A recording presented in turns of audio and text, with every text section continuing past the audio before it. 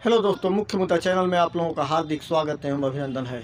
दोस्तों, मैं आज तथ्यात्मक तरीके से यह आप लोगों के सामने प्रस्तुत करने जा रहा हूं कि चंद्रयान-2 क्यों फेल हुआ। मैं बिल्कुल सरल भाषा में सारे तथ्य आप लोगों के सामने प्रस्तुत करूंगा।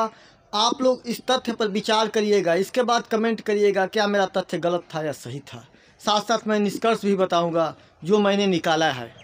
मात्र 6 मिनट 57 सेकंड का यह वीडियो आप लोगों की आंखें खोल देगा तथा आप लोग खुद निष्कर्ष निकालने में सफल हो जाएंगे कि यह चंद्रयान-2 क्यों फेल हुआ। इसलिए इस वीडियो को अंत तक जरूर देखें। मेरा इस वीडियो का उद्देश्य विश्व के होनहार वैज्ञानिकों को हतोत्साहित करना नहीं है। इसलिए इस वीडियो से किसी को भी किसी प्रकार का पीड़ा हो तो मैं उन लोगों से पहले ही माफ़ी चाहता हूँ। तो मैं आप लोगों का अब ज़्यादा कीमती समय नहीं लूँगा, सीधे सीधे विषय पर आ जाता हूँ। तो सबसे पहले चंद्रयान-2 का मूल ढांचा, इसके बाद इसका निष्कर्ष का व्याख्या आप लोगों के सामने मैं प्रस्तुत करूँगा। 603 करोड़ की लागत से बना हुआ चंद्रयान-2 को चंद्रमा के दक्षिण ध्रुव पर सॉफ्ट लैंडिंग कराने की योजना थी। इसलिए 12 नवंबर 2007 को इसरो एवं रूसी अंतरिक्ष एजेंसी रोसकोसमोस के प्रतिनिधियों के बीच चंद्रयान-2 पर साथ साथ काम करने के समझौते पर हस्ताक्षर हुआ। ऑर्बिटर और रोवर बनाने की जिम्मेवारी इसरो पर थी तथा लैंडर की जिम्मेवारी रोसकोसमोस ने ली। 18 सितंबर 2008 को मनमोहन सरकार कैबिनेट ने इसकी मंजूरी भी प्रदान कर दी। रूस और भारत के सहयोग से 2009 में चंद्रयान-2 का डिजाइन भी पूरा कर लिया गया।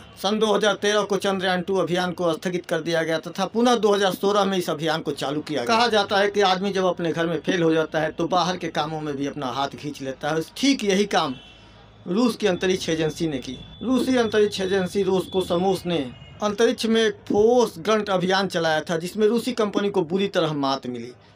बुरी तरह असफल हो गई रूसी कंपनी, जिससे वह टूट गई। जिसके कारण रूसी अंतरिक्ष एजेंसी ने चंद्रयान-2 से अपने आप को अलग कर लिया। आप लोग ऊपर देख ही रहे हैं चंद्रयान-2 में कैसे सोलर पैनल लगाया गया है।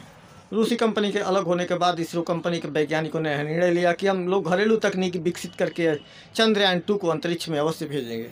इसरो द्वारा 15 जुलाई 2018 को चंद्रयान-2 को लॉन्च करने की योजना थी, लेकिन तकनीकी खराबी के कारण यह कार्यक्रम स्थगित कर दिया गया। बाद में इसे 22 जुलाई को दोपहर 2:43 पर सफलतापूर्वक छोड़ा गया। इसके बाद 7 सितंबर 2019 को रात्रि में 2:01 पर चंद्रमा के धरातल से चंद्रयान-2 का संपर्क इसरो से टूट गया। 48 दिन में चंद्रयान-2 को पृथ्वी के धरातल से चंद्रमा के दक्षिणी ध्रुव तक पहुंचना था।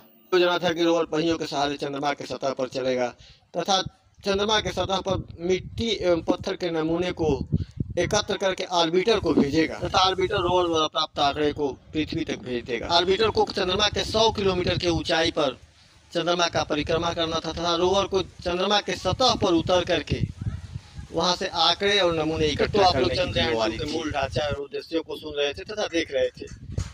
अब प्रमुख विषय यह है कि चंद्रयान-2 फेल क्यों हुआ। अब केवल इसी विषय पर विचार किया जाएगा और आपको भी विचार करने के लिए विवश किया जाएगा। प्रज्ञान रोवर को चलाने के लिए 50 वाट ऊर्जा की जरूरत थी, जबकि विक्रम लैंडर को चलाने के लिए 650 वाट ऊर्जा की जरूरत। तो दोस्तों, आप लोग तमाम मीडिया रिपोर्ट को देखा, सुना और पढ़ा भी होगा कि चंद्रयान-2 को संचालित करने के लिए कोई ठोस ईंधन का प्रयोग नहीं किया गया था, बल्कि सौर ऊर्जा के द्वारा प्रज्ञान रोवर और ऑर्बिटर को चलाने की। अब जरा चंद्रमा के दक्षिण ध्रुव पर विचार कर लेते हैं। बिना चंद्रमा के दक्षिण ध्रुव की भौगोलिक स्थिति जाने बिना निष्कर्ष निकालना बिल्कुल गलत होगा। आप लोगों को यह बता दें कि चंद्रमा के दक्षिण ध्रुव पर सूर्य का सीधा प्रकाश नहीं पड़ता है, बल्कि तिरछा पड़ता है। दूसरी बात, चंद्रमा के दक्षिण ध्रुव के सतह पर बहुत ज़्यादा क्रेटर है, जिसके वजह से वहाँ छाया वाला क्षेत्र बन जाता है। वहाँ पर टेम्परेचर माइनस के आसपास चला जाता है, बिल्कुल बर्फ़ से ढक जाता है। और आप लोग जानते हैं कि जहाँ पर सूर्य का प्रकाश नहीं पड़ेगा वहाँ टेम्परेचर ऑटोमेटिक कम हो जाएगा। आप लोगों को पहले ही बता चुका हूँ कि ऑर्बिटर को चलाने के लिए 650 वाट ऊर्जा की जरूरत थी तथा लैंडर को चलाने के लिए 50 वाट ऊर्जा की जरूरत थी। और ये भी बताया जा चुका है कि लैंडर और ऑर्बिटर के ऊर्जा के कमी की पूर्ति के लिए सोलर पैनल लगाए गए थे। अब प्रश्न उठता है कि क्या लैंडर और ऑर्बिटर को ऊर्जा की प्राप्ति नहीं हुई? क्या सोलर पैनल काम नहीं किया? ये सोलर पैनल काम नहीं किया तो क्यों नहीं किया? ये बहुत बड़ा प्रश्न है और इसी प्रश्न के उत्तर में चंद्रयान-2 के सफलता और असफलता का रहस्य छिपा हुआ है। सोलर पैनल और चंद्रमा के दक्षिण ध्रुव की स्थिति दोनों पर गौर करने की ज़रूरत है। चंद्रमा के दक्षिण ध्रुव की स्थिति ये है कि बिल्कुल अंधेरा रहता है, सूर्य का प्रकाश आता नहीं है, क्रेटर की वजह से बिल्कुल छाया वाला क्षेत्र बन गया है। और सोलर पैनल के लिए सूर्य की ऊर्जा की सख्त ज़रूरत होती है। जैसा कि आप लोग जानते हैं, हर लोग जानते हैं, दुनिया के हर लोग इस बात से वाकिफ़ हैं कि यदि सौर ऊर्जा अर्थात सूर्य का प्रकाश नहीं मिलेगा तो सोलर पैनल काम नहीं करेगा। यदि सोलर पैनल की जगह चंद्रयान-2 में कोई दूसरा ऊर्जा का उपयोग किया जाता तो क्या चंद्रयान-2 सफल होता? ये भी एक महत्वपूर्ण विषय है। अब आप लोगों को चंद्रमा के दक्षिण ध्रुव के कुछ पिक्चर आप लोगों के सामने प्रस्तुत कर रहा हूँ। इसको गौर से देखिए, क्या इसी स्थिति में सोलर पैनल काम करेगा? आप लोगों के छतों पर लगा हुआ सोलर पैनल क्या बिना धूप का काम करता है? क्या अपने सोलर पैनल को आप धूप में नहीं बल्कि घर में रखते हैं? आपका जवाब होगा बिल्कुल नहीं। ठीक उसी तरह यही घटना चंद्रमा के दक्षिणी ध्रुव पर भी हुआ था।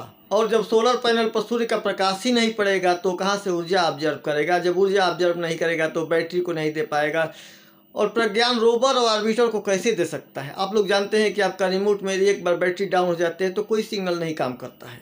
जब आपके रिमोट बैटरी के अभाव में कोई काम नहीं करता है, फिर आप ऊपर देखिए, घुप अंधेरा, बिल्कुल सूर्य का प्रकाश गायब। ये चंद्रमा के दक्षिणी ध्रुव की स्थिति है। देख लीजिए, आपके सामने बिल्कुल तस्वीर ये साफ है। आप लोग खुद कल्पना कीजिए कि क्या यहाँ पर सोलर पैनल काम करेगा? अब यह बात लगभग प्रमाणित हो चुकी है कि सोलर पैनल को सूर्य का प्रकाश नहीं मिल पाया। इस वजह से सोलर पैनल ने ऑर्बिटर और रोवर के ऊर्जा जरूरतों को पूरा नहीं कर पाया। इसलिए ऑर्बिटर और रोवर ने सिग्नल देना बंद कर दिया। आप लोग चंद्रमा के दक्षिणी ध्रुव पर ऊपर की तस्वीर देखकर खुद ही आकलन कर सकते हैं कि यहाँ पर सोलर पैनल काम नहीं करेगा।